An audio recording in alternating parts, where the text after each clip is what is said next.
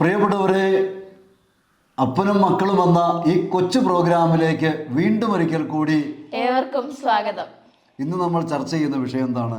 ഇന്ന് നമ്മൾ ചർച്ച ചെയ്യാൻ പോകുന്നത് എല്ലാ മതങ്ങളും ദൈവത്തെ തന്നെയാണ് അന്വേഷിക്കുന്നത്. അപ്പൊ പിന്നെ മതപരമായ വേർതിരിവ് എന്തിനാണ്? നല്ലൊരു ചോദ്യമാണ്. അപ്പോൾ എല്ലാ മതങ്ങളും ദൈവത്തെക്കുറിച്ചാണ് പറയാൻ ശ്രമിക്കുന്നതും ദൈവത്തിലേക്കാണെന്നാണ് അവകാശപ്പെടുന്നതെന്നുള്ള വസ്തുത. അത് ശരിയായ സ്റ്റേറ്റ്മെൻറ്റാണ്. പക്ഷെ ഇവിടുത്തെ പ്രശ്നം എന്നറിയോ?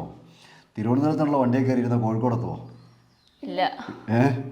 ബാലരാമ പഠിച്ച SLC പാസ്സാകുമോ? അല്ലോ. അപ്പം പിന്നെ എന്ത് ചെയ്യണം?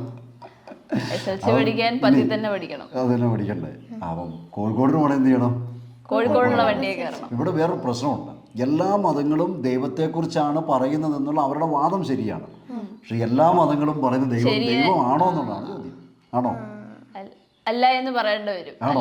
നമ്മുടെ ചുറ്റുവട്ടിലേക്ക് നോക്കിയാൽ ജാതിയുള്ള ദൈവമുണ്ട്, മതമുള്ള ദൈവമുണ്ട്, പ്രവാചകൻ നിന്നുള്ള ദൈവമുണ്ട്, മതം നിന്നുള്ള ദൈവമുണ്ട്,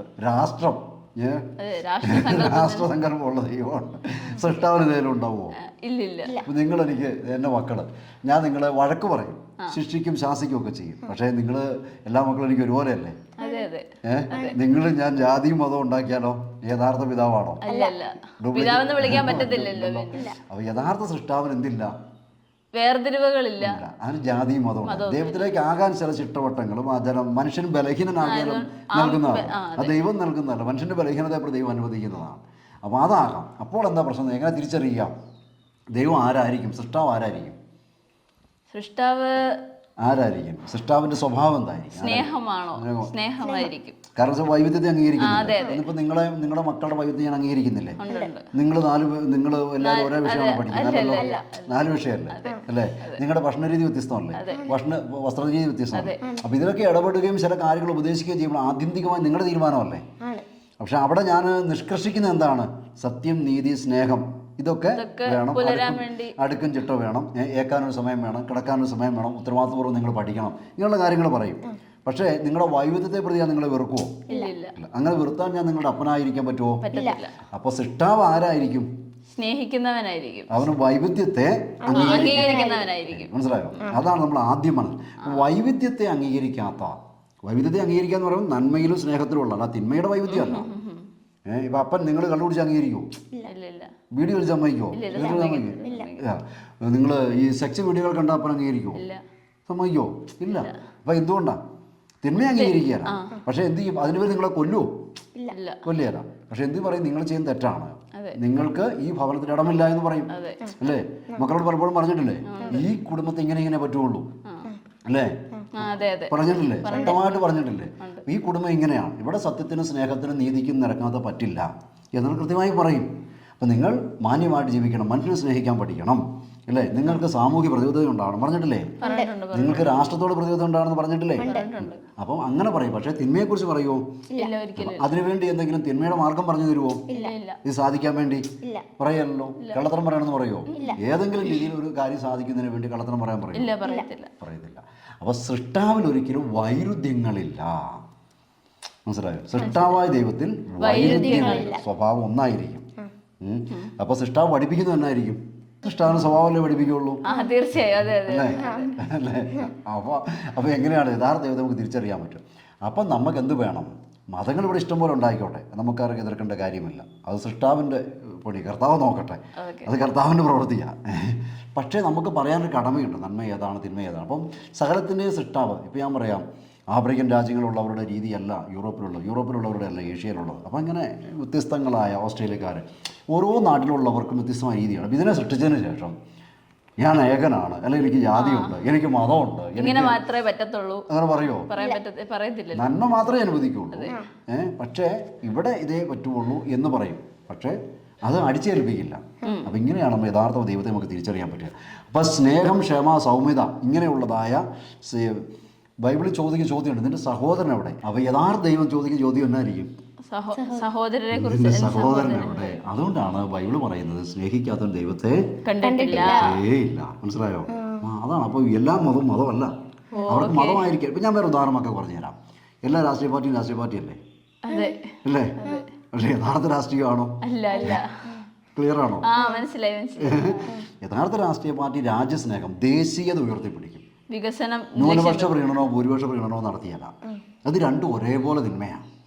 മനസ്സിലായോ? മതത്തിൻ്റെയോ ജാതിയുടെയോ പേരിൽ രാഷ്ട്രീയം ഉപയോഗിക്കുന്നത് പൈശാചികതയാണ്. യഥാർത്ഥ രാഷ്ട്രീയ പാർട്ടി ചെയ്യില്ല. മനസ്സിലായോ? അത് ജനാധിപത്യത്തിൻ്റെ പേരിലാണെങ്കിലും എന്തിൻ്റെ പേരിലാണെങ്കിലും ശക്തമായ വ്യക്തതയുള്ള നേരും നെറിയുമുള്ള വ്യക്തികൾ രാഷ്ട്രീയ പാർട്ടികളുടെ പ്രീണനത്തെ അംഗീകരിക്കുമോ?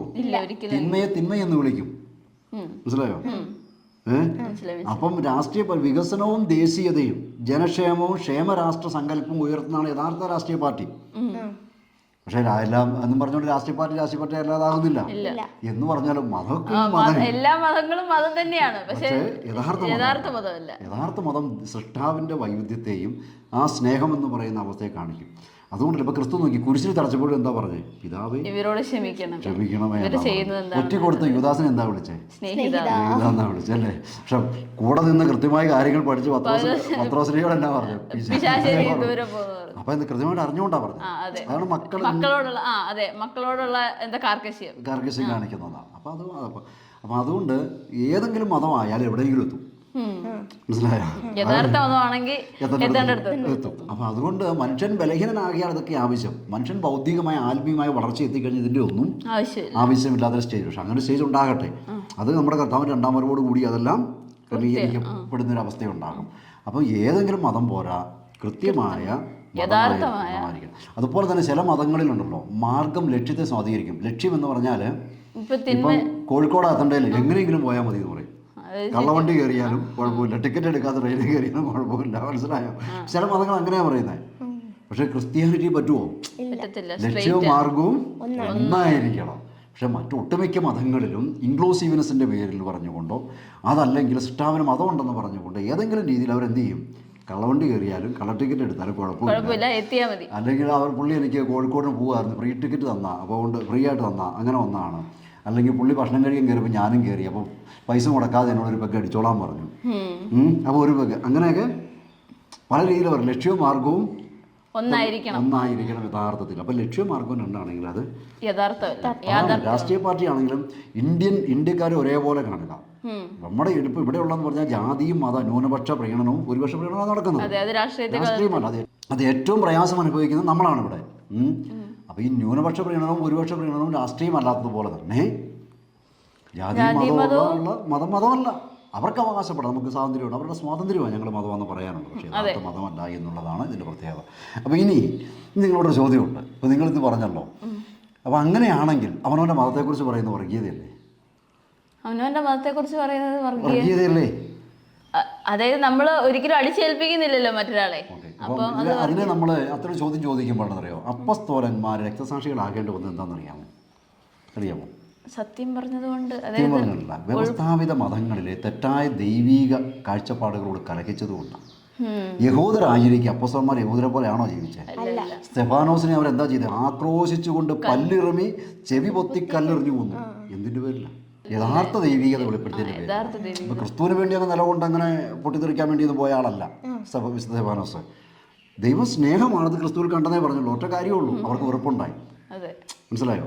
അതായത് ദൈവത്തിന് നിങ്ങൾ പറയുന്ന പോലെ യഹൂദ ജാതി മതമൊന്നുമില്ല, അതില്ല എന്ന് പറഞ്ഞു. അതാണ് ക്രിസ്തുവാണ് യഥാർത്ഥം വെളിപ്പെടുത്തിയെന്ന് പറഞ്ഞതാണ് സ്തെഫാനോസിനോട് വെറുപ്പുണ്ടാകാനുള്ള കാരണം. ഇവിടെ നിന്ന് കൊച്ചൊന്ന് വായിച്ചേ. അപ്പോസ്തല പ്രവൃത്തി 14-ാം അധ്യായം 19-ാം തിരുവചനം. അന്ത്യോക്യയിൽ നിന്നും ഇക്കോണിയത്തിൽ നിന്നും അവിടെ എത്തിയ യഹൂദന്മാർ ജനങ്ങളെ പ്രേരിപ്പിച്ച് പൗലോസിനെ കല്ലെറിയിച്ചു. മരിച്ചുപോയെന്ന് വിചാരിച്ച് അവർ അവനെ നഗരത്തിന് പുറത്തേക്ക് വലിച്ചുകൊണ്ടുപോയി. എന്നാൽ ശിഷ്യന്മാർ അവന് ചുറ്റും കൂടിയപ്പോൾ അവൻ എഴുന്നേറ്റ് പട്ടണത്തിൽ പ്രവേശിച്ചു. അപ്പം എന്തുകൊണ്ടാണ് കല്ലെറിഞ്ഞത്? പൗലോസ് അപ്പോസ്തലനെ എന്തിനാ കല്ലെറിഞ്ഞത്? അതായത് ഇതുപോലെ തന്നെ, അതായത് എന്താ, അവര് വിചാരിച്ചു വെച്ചിരുന്ന ദൈവത്തെ അല്ല എന്ന് പറഞ്ഞപ്പോൾ യഥാർത്ഥ ദൈവത്തെ കാണിച്ചു കൊടുത്തു. അപ്പൊ ഇന്ന് നമ്മുടെ മുമ്പിൽ പലരും ഉയർത്തിക്കൊണ്ട് വരുന്നറിയോ, ക്രിസ്തീയതയുടെ പേരിൽ കപട മതേതരത്വമാണ്. അവർക്കും അവകാശമുണ്ട്, അവരും ശരിയാണ്, നമ്മളും ശരിയാണെന്നുള്ള വാദമുണ്ട്. രണ്ട് ശരികളില്ല, സത്യം ഒന്നല്ലേ ഉള്ളൂ. ദൈവം ഒന്നല്ലേ ഉള്ളൂ. രണ്ടോ ദൈവം ഉണ്ടായാലല്ല, പല സത്യം ഉണ്ടായാലല്ല ഇല്ല. അപ്പൊ അതാണ്. അപ്പൊ സത്യം ഒന്നേ ഉള്ളൂ. ആ ഒറ്റ സത്യം പറഞ്ഞതിന് പേരിലാണ് ആര് അവരെല്ലാം കരുതി മരിച്ചു പോയെന്ന് പറഞ്ഞത്. ശരിക്കും എറിഞ്ഞു. പക്ഷേ അവർ വിശ്വാസികൾ ചുറ്റിനും കൂടി അവർ പ്രാർത്ഥിച്ചു. അപ്പോൾ എന്ത് പറ്റി? അദ്ദേഹം എഴുന്നേറ്റു. ഇത് വായിച്ചേ. ഇനി ഇപ്പൊ 19-ാം അധ്യായം നിന്ന് വായിച്ചേ. വെള്ളിപ്പണിക്കാരുടെ ലഹള. വെള്ളിപ്പണിക്കാരുടെ ലഹള. എന്നാൽ ഇത് മൊത്തം വായിക്കണോ? വേണ്ട, 23.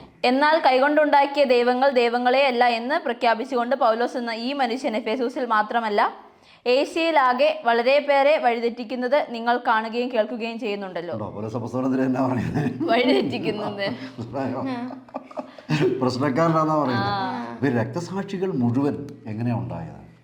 ദൈവം സ്നേഹമാണെന്നുള്ള സത്യം അല്ല, അവർ ക്രിസ്തുമതം സ്ഥാപിക്കാൻ വേണ്ടിയൊന്നും പോയില്ല. അപ്പോൾ കാര്യം മനസ്സിലായല്ലോ. അപ്പസ്തോലന്മാർ രക്തസാക്ഷികളായത്, ആദിമരായ സമൂഹം രക്തസാക്ഷികളായത്. ക്രിസ്ത്യാനികളെന്ന് പറഞ്ഞാൽ തന്നെ ആദ്യകാലത്ത് വലിയ വിശുദ്ധ ഗണമാണ്. അത് ഏത് സാഹചര്യം അവർ പാപം ചെയ്യില്ല. അതാണ് ക്രിസ്ത്യാനിയുടെ പ്രത്യേകത. ദൈവിക കാര്യങ്ങളിൽ ദൈവം സ്നേഹമാണെന്നുള്ള സത്യം ഉറക്കം പറയും. ഏത് സാഹചര്യമാണ്, ഏത് മതത്തിൽ വെറുത്താൽ അവർക്ക് പ്രശ്നമല്ല. അതെന്തിനു വേണ്ടിയാണ്? മനുഷ്യൻ്റെ നന്മയ്ക്ക് വേണ്ടി, ദൈവത്തിൻ്റെ നന്മയ്ക്ക് വേണ്ടിയാണ്. അതാണ് ക്രിസ്ത്യാനിയുടെ പ്രത്യേകത. ദൈവത്തിനെ സംരക്ഷിക്കേണ്ട ഒരു ആവശ്യം ക്രിസ്ത്യാനിറ്റിയിൽ ഇല്ല. സംരക്ഷിക്കപ്പെടേണ്ട ദൈവം നമുക്കില്ല. ദൈവം കർത്താവ് നോക്കിക്കോളും കർത്താവിനെ, മനസ്സിലായോ? പക്ഷേ നമ്മൾ എന്ത് ചെയ്യണം? നമ്മുടെ സഹോദരങ്ങൾ ദൈവത്തെക്കുറിച്ച് തെറ്റായ അറിവിലും അറിവില്ലായ്മയിലും ഒക്കെ ജീവിക്കുന്നത്. അപ്പോൾ അവരോട് എന്ത് പറയണം? സ്നേഹമാണെന്നുള്ള സത്യം അത് ഞങ്ങൾ കാൽവരി കുരിശിൽ കണ്ടു. വേറെ ഏത് ലേഖനത്തിൽ പറയുന്നുണ്ടല്ലോ, നിങ്ങളെ കുറിച്ച് വിശ്വാസത്തെ കുറിച്ച് ചോദിക്കുന്നവരോട് മറുപടി പറയുവാൻ.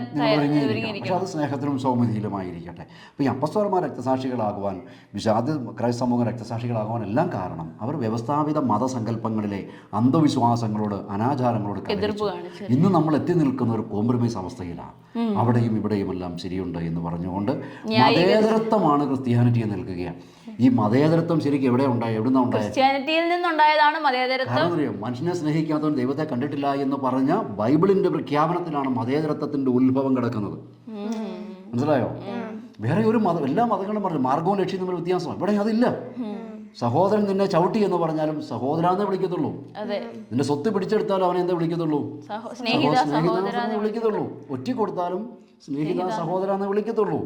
മറ്റു മതങ്ങളിൽ അങ്ങനെയല്ല. മനസ്സിലായി? കളറിന്റെ, തൊലി, തൊഴില്, ജാതി, മതം. അപ്പൊ ക്രിസ്ത്യാനികൾക്കിടയിൽ ഇതുണ്ട് ഇല്ലെന്ന് വെച്ചാൽ ഉണ്ട്, പക്ഷെ ക്രിസ്ത്യാനിറ്റിയിലില്ല. അതാണ് മറ്റു മതങ്ങളെ ഇത് നമ്മൾ വ്യത്യാസമാക്കുന്നത്.